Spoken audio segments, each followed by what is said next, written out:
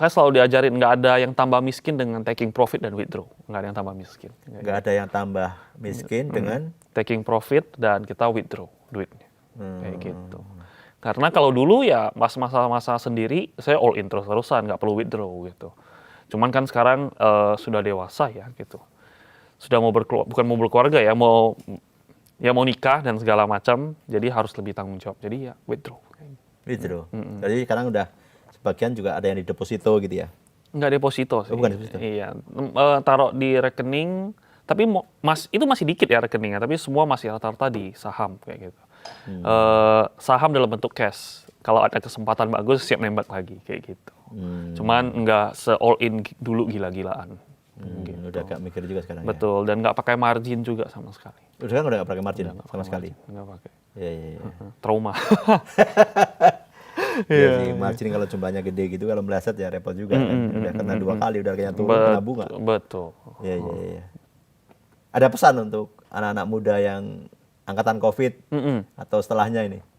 Angkatan COVID, sekarang mungkin banyak angkatan baru ya. Nggak tahu ini sebutan angkatan apa. Pesan itu yang paling penting mengetahui diri sendiri ya. Gitu.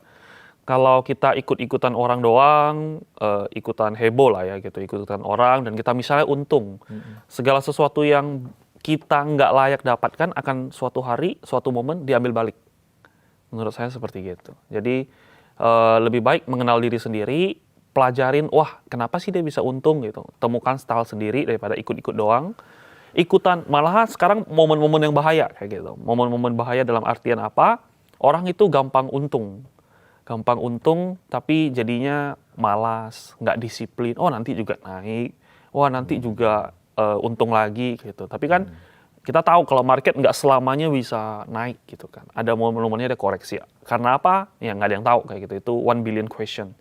Tapi kalau misalnya itu terjadi, kalau kamu nggak disiplin segala macam ya ke wipe out semuanya, semua akan hilang. Semua kerja usahamu sia-sia dan nanti malah ujung-ujungnya nyalain gitu kan. Kayak dulu kan COVID, pas orang trading untung, pas rugi ujung-ujungnya nyalain. Wah, saham itu judi, saham itu ini, saham itu. Padahal behavior mereka yang memperlakukan itu judi. Jadi penting untuk mengenali diri sendiri. Jadi apa yang kita dapat, untung yang kita dapat itu kita layak. Jadi seperti gitu. Kalau di capital market kan ada aliran investor yang fundamental, ada yang scalper, ada trader. Masuk mana berarti?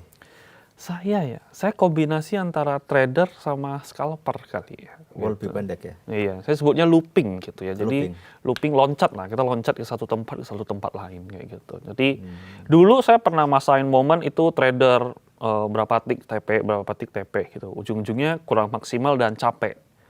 Nah makanya dari saya berubah ke oke, momentumnya lagi kuat di sini, saya tembak gede, diem, ikut, nggak kuat saya buang, baru saya pindahin lagi gitu. Jadi loopingnya seperti itu. Berarti nggak mengidolakan kayak Warren Buffett gitu, nggak mengidolakan dong? Mengidolakan lah. Cuman di Indonesia menurut saya kurang bisa kepake, nggak applicable gitu. Kurang bisa kepake. Dia protes ini. Banyak yang protes ini. Iya, pendapat pribadi. Gitu kan. Iya. Kurang applicable lah gitu di Indonesia. Karena investor kita belum mature ya gitu. Kalau misalnya suatu kayak di US, 90% kan rakyatnya udah invest. Artinya, ada company bagus, mereka sama-sama bisa beli gitu kan, company ini bagus. Dan harganya ya mungkin bisa mengikuti dengan fundamentalnya. Tapi kalau di Indonesia rata-rata yang mengapresiasi sahamnya itu kan ya ownernya itu sendiri. Makanya dari itu kepentingan dia, ownernya, dan investor retail kita kan masih sangat dikit ya. Jadi supply semua dikontrol sama ownernya. Jadi mau nggak mau kita ikut owner. Makanya dari itu menurut saya belum waktunya lah gitu. Tapi akan menuju ke sana lah. Kalau semakin banyak retail ya, betul. Ya. Tapi kalau pas banyak retail udah nge-invest di Indonesia, artinya bursa saham udah nggak 8.000. Nah, mungkin udah 36.000 kata Pak Purbaya. Ya kan? Nah, jadi sekarang momen-momen yang bagus lah untuk kita ngikutin kan, karena masih lahan basah kan enak kita untuk ngegarapnya kayak gitu. Berarti kalau saya boleh simpulkan ya, malah justru jarang masuk ke saham-saham blue chip ya? Blue chip ya? Jarang ya? Karena brand blue chip. Ya, ya belakangan aja gitu. Iya, brand blue chip. Tapi kalau blue chip in terms of banking nggak pernah. Enggak pernah? Nggak pernah. Saya nggak pernah beli banking sedikit pun. Oh, kenapa? Gainnya nggak seksi ya. Seksi ya? Gainnya kurang seksi kayak gitu. Termasuk yang digital? Digital dulu seksi ikut, dong, kayak ikut Breeze, iya. Agro Oh, itu iya. dulu ngikut kayak gitu. Cuma itu masih awal-awal lah, ikut-ikut doang gitu. Itu untung banyak, hilang juga kayak gitu kan. Jadi ya ngikut-ngikut lah waktu itu. Tapi kalau banking big banks enggak gitu. Kalau menurut prediksi Bro Hengki, kira-kira mau kemana nih IHSG nih? Atau saham-saham kita nih? Saham-saham kita ya, konglomerasi sih palingan ngikut aja lah ya gitu. So far sih masih bagus, banking masih di harga bawah ya. Jadi kalau misalnya asingnya udah mulai melirik banking kita, seharusnya IHSG bisa lebih dorong lagi kayak gitu. Meskipun nggak ikut-ikutan masuk ya? Nggak ikut. Saya milih saham konglomerasi. Saya prefernya kayak Konglomerasi gitu. ya? Iya. Jadi mempelajari konglomerat-konglomerat di Indonesia yang ada di pasar saham siapa aja nih, saham apa aja. Pelajari terus ya? Betul. Pelajarin terus dan lihatin pergerakan konglomerasinya gitu. Kayak tahun-tahun pas awal-awal COVID kan juga konglomerasi LIPO, MLPL, MPPA gitu kan. Itu kan juga luar biasa, itu dari 50 ke 1000 gitu. Itu saya nggak begitu menikmati karena masih awal-awal belajar ya gitu kan. Jadi kok naik terus kayak gitu kan, saya juga bingung gitu. Oh ternyata setelah pelajarin, makanya Pak PP punya saham, saya bilang, wah saya nggak boleh miss nih gitu kan. Ini ada kesempatan saya harus hajar. Terus Pak PP, setelah Pak PP, masuklah ke saham Bakri, karena saham-saham Bakri, sahamnya Dewa, Bumi, BRMS, Energi itu dari 50 Dari bangkit. Gocap ya? Iya, dari Gocap bangkit loh. Udah. Kok bangkit gitu loh, maksudnya nggak masuk akal. Kalau misalnya jelek, nggak ada kepentingan, ya udah tidur aja gitu, ngapain bangkit gitu. Jadi mulai dari sana, saya pelajarin. Makanya dua konglomerasi ini, saya wajib ada kayak gitu, main terus-terusan. Berarti wajib ucapan terima kasih ke Bakri sama ke Pak PP. Betul. Thank you. Thank you telah mengubah hidup saya.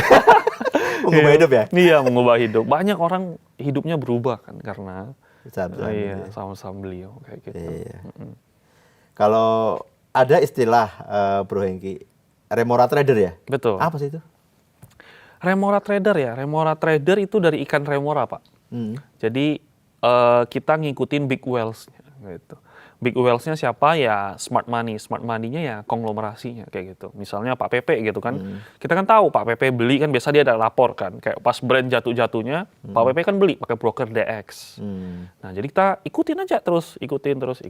Dia jual ya kita jual kayak gitu.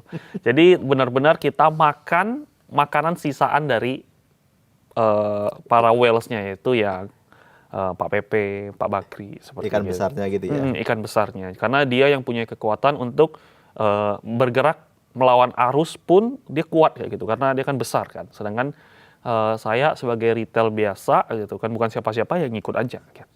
Daripada saya kelelep ombak gitu kan. Kalau misalnya banking gitu, banking bagus nggak bagus gitu. Cuman kan kalau saya beli banking ya saya nggak bisa perform kayak gitu tahun ini, mau nggak mau, karena kalau kita cek rata-rata reksadana itu nggak perform karena kebanyakan pegang banking gitu. Karena shifting lah, ini suatu anomali kayak gitu. Jadi mau nggak mau ya saya harus shifting juga.